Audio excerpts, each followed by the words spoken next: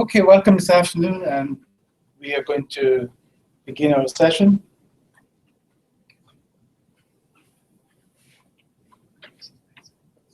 We're going to have a session on the different admissions tests that you need to prepare for your medical school or for dental school, whichever one you're applying to. So we'll have a very short session and then have some questions that you may have. So the first question is, how do you know that you're ready? It's not when you're going to take the test, but how do you know if you're ready? So I'll take you through this whole process, and then hopefully at the end, you can actually decide if you're ready to take a different test. All right, so first of all, testing is a very big business. Here are some of the different companies that actually put on the test. As you can see, they make quite a bit of money. Quite a few billions of dollars actually being made. So we're going to cover certain things this afternoon, talk about number one, the purpose of the test, what are some of the courses required for the tests, what dates are given, score range, and especially what score makes you be competitive, because that's really the key issue. And how can you develop skills for the MCAT? So what's the purposes of a test? First of all, they want to test you in each area of discipline. In other words, if you're going to apply to medicine, to dentistry, you have some semblance of what that profession is all about. That's first. Number two, can you withstand the rigors of grad school? These tests are very demanding, and so because they're so demanding, you have to be able to do very well. This is a very important one here. Can you think in a very scientific way? That's what all the tests now measure. Not just content information, but can you think, scientific reasoning, and critical thinking? That's part of it. And this is also very important.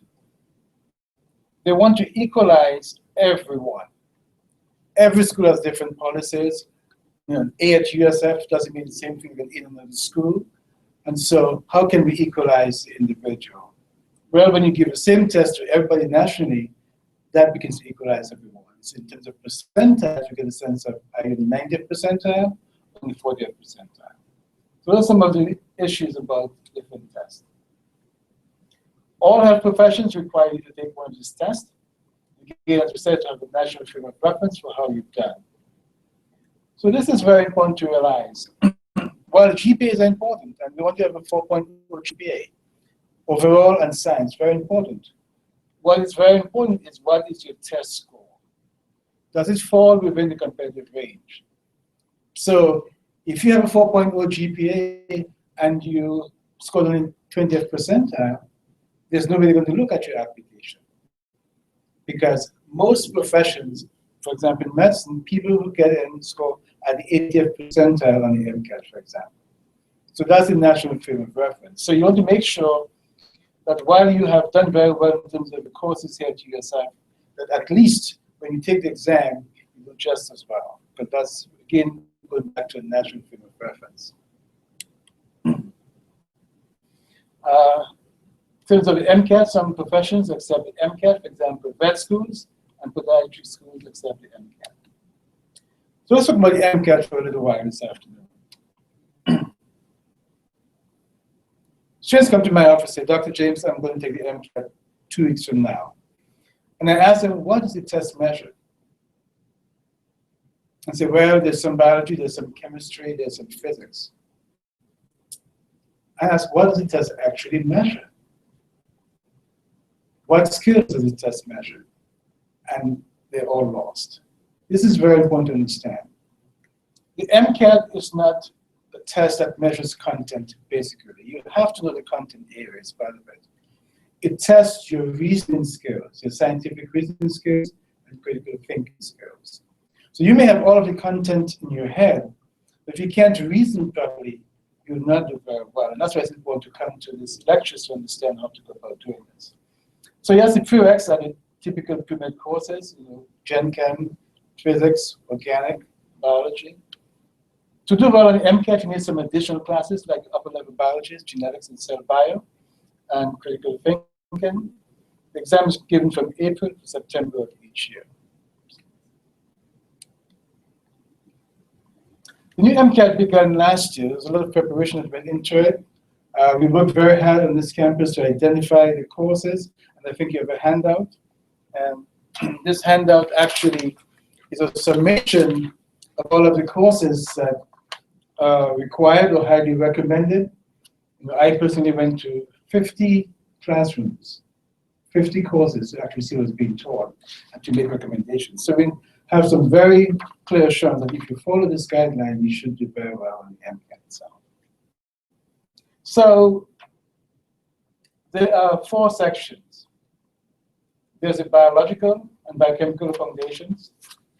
There's a chemical and physical foundations. The new ones, psychology, sociology, and biology combined, and then critical analysis and reasoning skills. The test is now scored from 118 to 132, for a mean of 125 for each of the 4 sections. And so the total score is 472 to 528.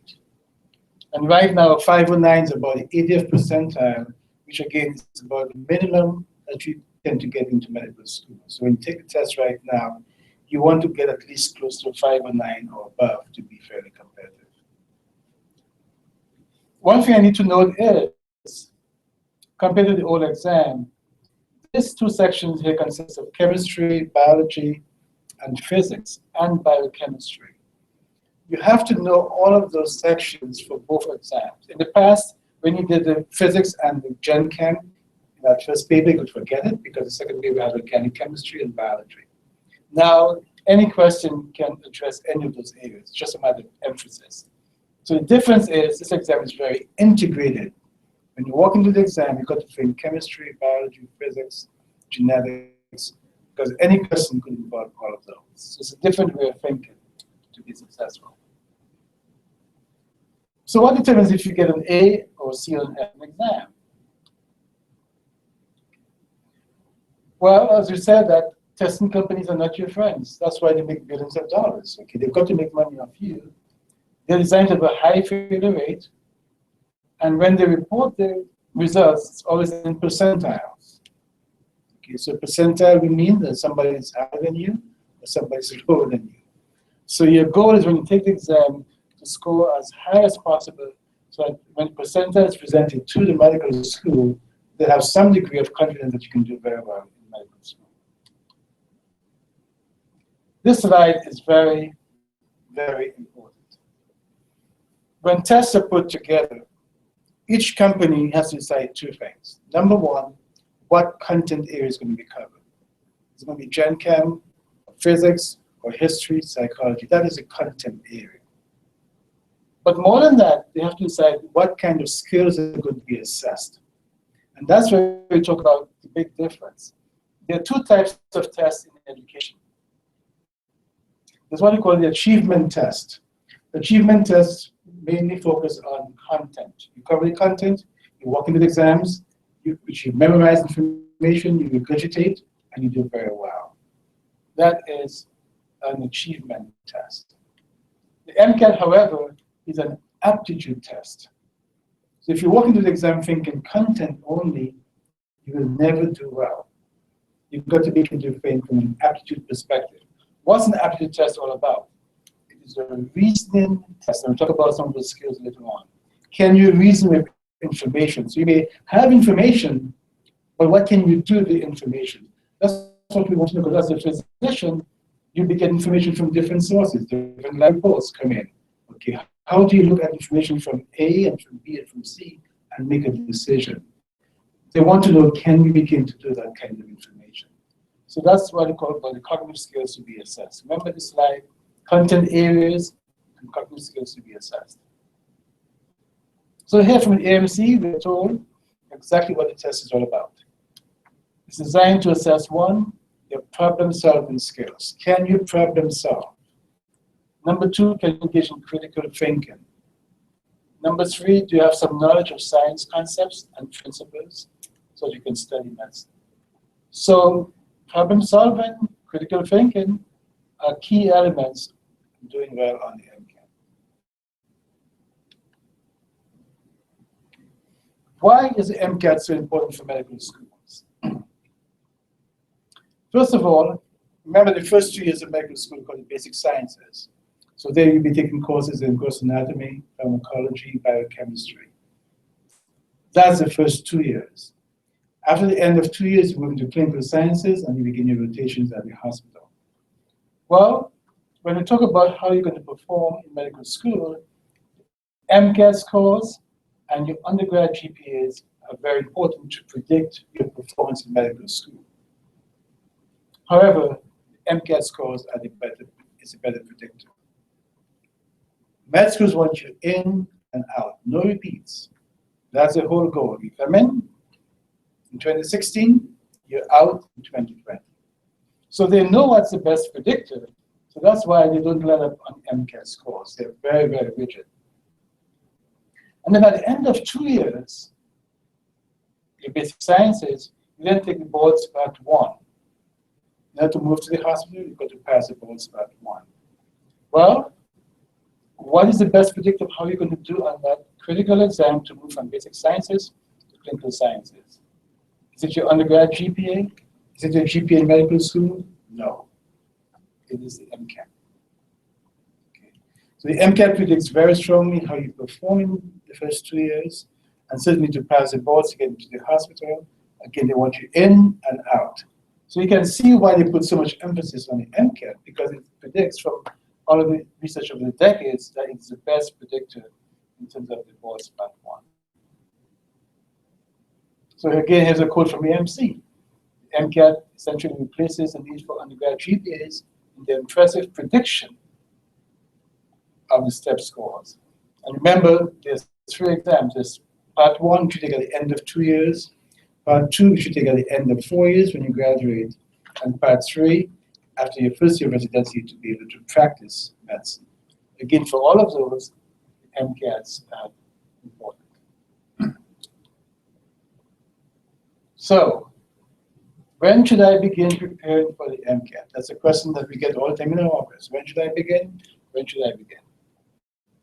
And I think it begins from the very beginning of the undergraduate career. But certainly, at least 1 year before, there should be intensive preparation, time put aside for your MCAT. And you will see why. So you have some options to prepare. You can study on your own, study in groups. You can take an MCAT prep course. You can read passages in different areas. But whatever you do, if you don't build up your reasoning skills, your critical thinking skills, if you don't build up your scientific reasoning skills, you will not do well. No matter how many prep classes you take, I've had people take 2 or 3 prep classes, come to my office crying. They spent $4,000, $5,000 on prep courses and got a 20th percentile. Because they didn't learn how to engage in critical thinking and scientific reasoning. That's what an aptitude test is all about. I'll be very happy to say to you, if you've got a 4.0, you'll do fantastically well on the MCAT. That is not so. But a 3.9, 3.8, you'll do very well. That is not the fact. So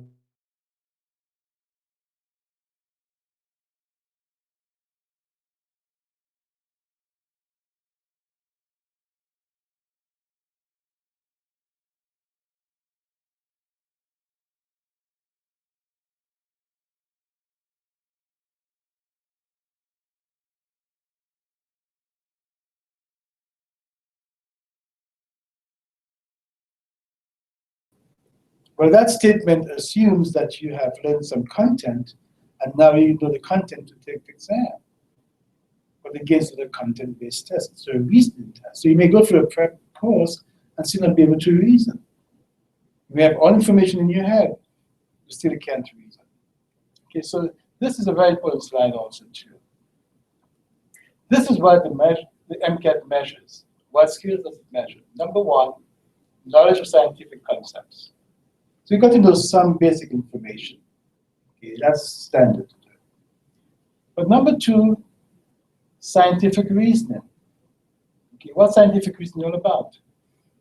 Okay, you're given a passage that might begin from a problem statement to how you go about designing the experiment, how you do your analysis, come to your conclusions, and finally to your implications. That's what scientific reasoning is all about. They want to test to know, can you understand, if you've got a passage, What might be the flaws? Okay, what are issues about validity or reliability in the passage that you need to address? So that's number 2, problem solving. Number 3, design of the experiment. Okay, how do you go about designing an experiment? And how do you execute research? Number 4, database and stats reasoning. So you're given graphs, you're given bar charts, what can you identify about it right away? That's important for them to know. Those first 4 are what you're going to find on the natural science section and psychology and sociology. Now here's the key for doing well on the exam. Every question on the MCAT is tied to one of these 4. Remember I said it's measuring skill, not content. So, as I ask many students who are about to take an exam, well, tell me what the skills are measured. And they can't even tell me.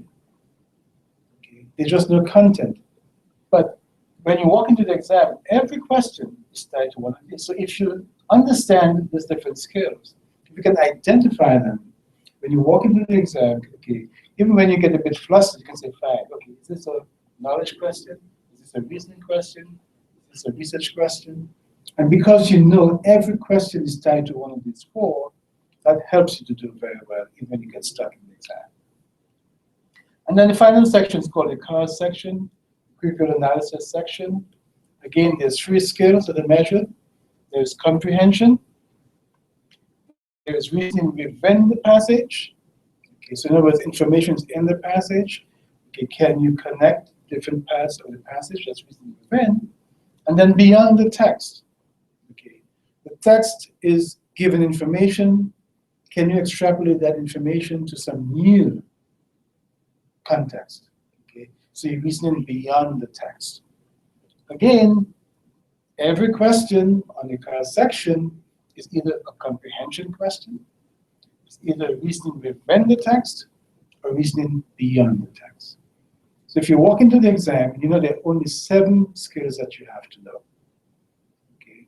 It's like being able to navigate through some difficult passage because you know what every question is. So if you practice and you can identify all of the different questions that you come across in your preparation, you can identify which of the skills they are, you're 90% in terms of doing very well in the exam, versus just having content information. All right, so let's go back again. So there are 2 important things that we have to know about skills. Number 1, the type of skill. Knowledge, reasoning, design, research, database, comprehension, and reasoning beyond the text. That's a type of skill. But now there's a second aspect that the people who put the test together have now got to decide. The type of skill, but now the level of skill. At what level are we going to actually test you? So type is one thing, but level is something very different.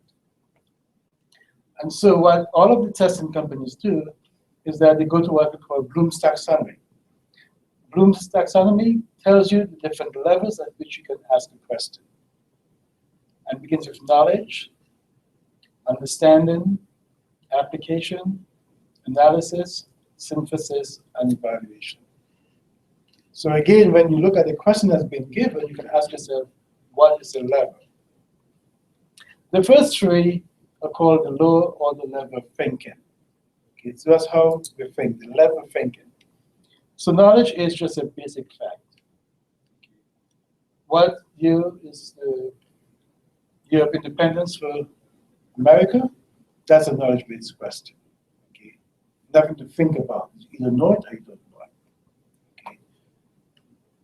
Understanding means, do you comprehend? Do you understand what it really means? I'm going to go for an example in physics very soon about this. It's very different, comprehension, how things related. And then application. Can you apply information to something new?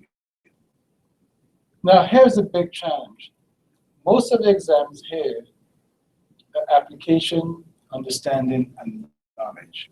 Because if you look at the questions that you get on your typical exam in chemistry, in biology, in genetics, and physics, the sum might have about 2 or 3 questions. And they ask the question at this level. One of the big differences you see when you prepare for the MCAT is that you have long passages. Okay, and the MCAT is about 90% long passages, and then short questions, which are called discrete questions. Now, with a long passage, you can actually begin to ask this type of questions. Okay. You can't ask a synthesis question if you only have 2 sentences in your stem, just to go what you get. So what's analysis? Again, you have a passage. Can you actually look at the different parts of the passage and see what's really being said? Okay, that's the type of analysis question. A synthesis question is, you walk into the exam with information, you look at the passage and see what it says, and you begin to synthesize or to link together what you know plus what's in the passage to get the correct answer. And then the final type, the highest order, is what we call evaluation. And that's where a lot of students miss the mark sometimes. An evaluation type question is not whether it's right or wrong, because we're going to examine, okay, this can be right, it can be wrong. No. It means that you have different right answers, but in the context that you've been given, the information that you've been given, which is the optimum response. That's very, very different. Because students keep saying, okay, fine, well, this is right, this is right, this is right, well, what's going to be? Yeah, it's right within its own self, but within this particular context, when you put it all together, okay, what is the best choice for this situation? Okay, so it's like when you talk about chemical reactions in the body. You know, pH affects chemical reactions, temperature does. Each one individually has its ideal, but in this particular context that's been talked about, the ideal, the optimum, will be different than the figures for the individual ones, because again, you now have to combine different factors. That's called an evaluation type question. So you see, you can walk into the exam knowing all of this information from biology and from chemistry, and then when you have this long passage, you keep saying, well, what's happening? Where's this coming from? It's because they're testing your ability to reason, not asking you to regurgitate information that you've studied. So we said 90% is passages, graphs, and columns. You have to be able to read, comprehend, interpret, apply, and evaluate in a very short period. Now, why is this so important? Let me give you an example. If you have an exam this coming Monday, and it is a content-based exam, it's an achievement-type test, and all you have to do is to study and to memorize. And you spend the weekend not doing any work at all, you take the exam, and you fail it, because you didn't study, okay? Well, 2 weeks from now, you have another exam in the same subject. You begin to study this time very hard, you begin to memorize, you begin to know the information. In 2 weeks' time, you take the next exam, you get an A, because it's a matter of remembering information and regurgitating. You can't do that on an aptitude test. It's like learning a new language. You don't learn a new language in 2 weeks or in 4 weeks. It takes time to learn a new language. The same way it takes time to learn how to do all of these different skills. That's why we say it's a whole year in advance before you take the test to begin to practice, to build what we call a neural path. A neural path is when you do something over and over and over. You begin to understand it much more better, you be able to identify it, and becomes kind of automatic as you begin to work. That's the thing about the MCAT. You can't spend 2 or 3 months before the MCAT and do well, typically, because you have to learn to do all of these different skills. And if you're not accustomed to doing those skills, evaluation, synthesis, analysis, you're going to have difficulty doing it. So let me just give a very quick example of what I'm talking about. All right? Remember we talked about the different levels of skills? A question can either be a knowledge type question, a comprehension so that you know what it means, an application type question, analysis type question, a synthesis type question, evaluation. That's the level at which a question is set. Okay. Remember we said that then the question can either be a knowledge question or a reasoning question or design type. So type is one thing. Okay. But when we look at type, the next thing that they have to do in the test is to say, fine, at what level it's going to be. Let's look at an example of Newton's law. So let's say, for example, we're going to put some questions on Newton's law, all right? So a knowledge question would be one like this. Okay, which of the following represents Newton's second law? And so you walk into the exam and you see all of these, and you decide it's one of those because you've learned Newton's law. Okay. That's a knowledge type question. That's not what you're going to get in the MCAT. We get in some other exam, but it's not in the MCAT. Okay, so let's say it's F is equal to MA. That's the second one. That's a knowledge question. Get it right. So here you feel so good about 100%. I remember this law is all about. But the question may be said at a comprehension level. Okay, so comprehension is, what does this equation mean? And again, too, it could be in the whole passage. So you've got to read the passage and understand, okay, what is really being talked about in this whole passage. And again, too, when we talk about comprehension, when we're given an equation, what is really the key issue? The key issue is relationships. So that's what they're thinking when they put that particular question that might be a comprehension question. Do you understand the relationship between force, mass, acceleration? Okay, what is directly proportional or indirectly proportional? All in written words, but if you cannot begin to realize what's being asked of you, you may not have to go to MA, but still be lost on the paper because relationships is what they're looking for. So that's a comprehension type question. Or it can be an application type question. How do you apply Newton's law F is equal to MA? What should you be thinking about? And here's the issue. If you're going to apply this law in an application type, what should you be asking yourself? Okay. So we have, if force is constant, is anything else constant? Can anything else change? Okay. So application type questions make you look at a much closer aspect about the equation to ask things like, does anything change? Is everything else constant? That's a very different type of thinking than just the knowledge type question, which was, what does Newton's law represent? So you see, you can walk into the exam with a lot of information, but the type of question will make a big difference. So that's the analysis. Again, in the passage, they want to see, can you analyze different parts of the passage in relation to Newton's law? So again, to analyze means to break down. Okay. Are there any limitations to the equation? It's just a much higher level of thinking. Okay. Is mass always constant? Okay. Things about the equation itself, that's more than just, do I know the equation? That's the kind of question that they'll begin to ask in MCAT, especially analysis. So they may make a sentence or two, or have a sentence or two, and if you don't understand the sentence properly, you should really say it's not really constant. And you're thinking F equal to MA always constant, and they say in the passage not always. If you don't realize what they're talking about, you're going to end up being very confused and miss the correct answer. So again, that's an analysis step with me, breaking things down to see are things always constant, are there any limitations? And then a synthesis type question. Okay. So again, the question is about Newton's law, F force equal to mass times acceleration. Remember I said synthesis is you walk into the exam, knowing information. They give you information in the passage.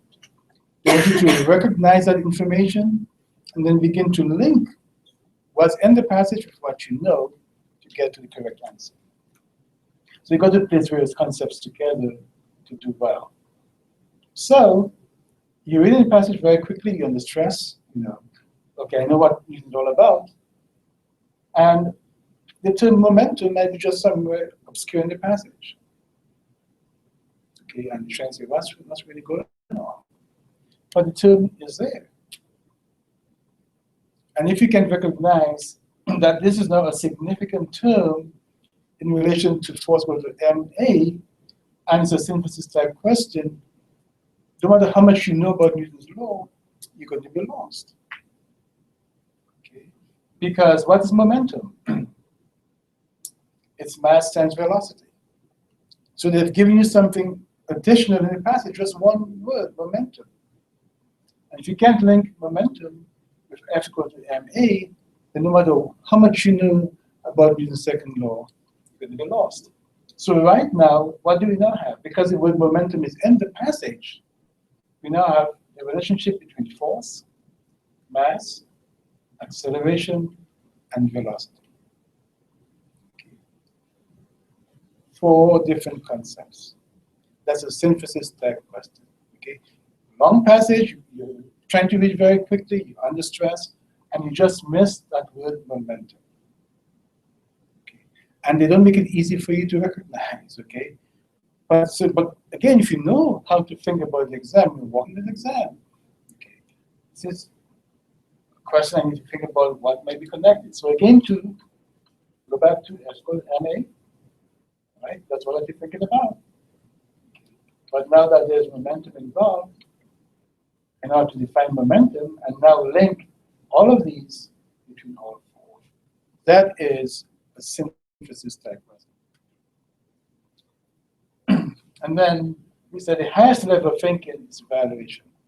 And I said the MCAT is mainly the top 3: evaluation, analysis, and synthesis. They know that you know some basic stuff. But again, as a physician, you have to work at a very high level. So what's an evaluation type question? We examine all aspects that have been presented and the knowledge that we have. So usually you go to do some analysis, some synthesis, in order to come to an evaluation type thinking. And we decide again, as I said, on the optimum recommendation. Not the correct or incorrect one, but optimum means what is the best in terms of what the passage is saying. So for one passage, an optimum answer might be this. Another passage would be something different. Okay, can you look at the whole picture as a physician and prescribe the best course of treatment for the patient? That's what evaluation is all about. So how do you prepare for the MCAT? Number 1, when anybody comes to my office, have you taken a practice test? No. When do you plan to take a practice test? 2 weeks before the exam. That's detrimental. Because you have no, again, that concept is based on content. I know all the content, Dr. James. Okay? But this is a reasoning exam. How do you know if you can reason? Because we have a 4.0 based on content type questions doesn't mean that you can do well on the reasoning type. Okay. And I say, well, we've got a big problem here because you have no idea what you're going to do. Well, I studied very hard. I know it's a content-based type perspective. So there are different prep companies that do practice tests. But you want at least a year before you take the exam to take an AMC practice test. Why that's so important for you to do? Well, the prep companies will give you different practice tests, and they will give you a report based on content. Acid bases, you got 5 out of 7. Genetics, you got 2 out of 2. Mechanics, you got 1 out of 6. But you have no idea why you got those scores. No idea whatsoever. So these are good tests to take, but they give you an incomplete picture. The AMC practice test, on the other hand, gives you both a content and a skills report. Okay? So when you take the MC practice test, it will say acid and bases, you got 2 out of 7. But then it will tell you what skills you missed.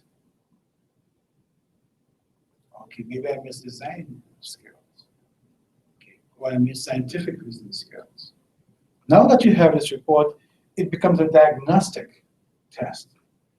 That's why I recommend at least 1 year before you take the exam, you take an MC practice test. So far there have been 2. They're hoping sometime this fall to have the 3rd one. Okay. Take them the full exam conditions. It's about 6 hours long. Okay. After you take exam and then they take time off and they go and have lunch and they come back and they take a break. I mean, that's an exam. You have to practice and to simulate the exact time of day for the exam. And then if you do that, you can bring it to our office and we can give you some feedback. Because we know about testing in our office, we can give you a sense of where you're strong, where you're weak. So even right now, this semester, a lot of people can take exam very early in 2017. They are taking the reports, bringing it to me. They plan to use this holiday time to really begin to consolidate because they now know where they stand. That's how you do well in the test. So again, the practice test gives you by content and by skill. Also, the type of difficulty type question. That gives you in the AMC test. That's why you then get to know, because maybe talk about different levels of difficulty. Average time per question that you took. So we haven't taken longer times on genetics type questions. Why is that? Well, is that due to the level of skill? Is it due to the content area I'm not very familiar with? What's really happening? Now you can begin to examine why you're taking so long on genetics. Okay. So I now need to improve, maybe use some more practice questions. Okay. That takes a lot of time and work. Okay. But that's why you begin a whole year before, because I haven't taken the practice test. And then gives you the solution. It actually tells you. And what I tell persons is all the time, the wonderful thing about the MC practice test, it tells you how to think. It gives you the solution. Now, if you learn how to think, how the people who said the exam think, what's going to happen? Can you tell me? You're going to do fine, okay? Because now you're thinking that for everyone they give you the solution. This is how we thought about the question. This is what we incorporated, and that's what got to the answer.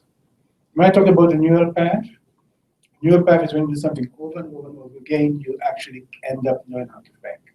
And that's the beautiful thing about the MC practice test. Because at the end of it, you have a sense of, okay. So if they say 1 and 1 make 4, when you take the MC, what do? 1 and 1 makes 4, okay? Because you have learned how to think the way that you think. That's all you need to do. And that's the beauty about this test. Again, at least 1 in advance. If you take it on exam conditions, bring to our office, we will give some feedback to help you prepare for the test. Congratulations on the great MCAT score. Okay, thank you very much.